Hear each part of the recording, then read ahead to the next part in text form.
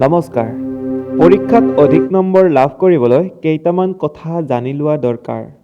Number 1, পৰীক্ষাৰ উত্তৰ বহীখনত নিজৰ নাম, ৰোল নম্বৰ, শ্ৰেণী, পৰীক্ষাৰ বিষয় আদি নিয়ম অনুসৰি পৰিপাটিকৈ লিখিবা। নম্বৰ 2, উত্তৰ বহীখনৰ প্ৰতিটো পৃষ্ঠাত কাঠ পেঞ্চিলেৰে মাৰ্জিন টানি ল'বা অথবা মাৰ্জিন নটনাকৈ জোখ অনুসৰি ভাঁজ কৰিও ল'ব পাৰিবা।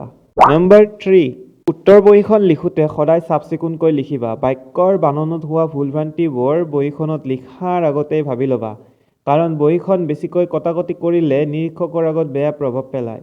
যদি কেতিয়াবা বানান ভুল হ'লে বাক্যটো কাটিবলগীয়া হয়, তেন্তে বাক্যটো ব্ৰেকেটৰ মাজত ৰাখি দুবাৰতকৈ বেছি কটাকটি নকৰিবা।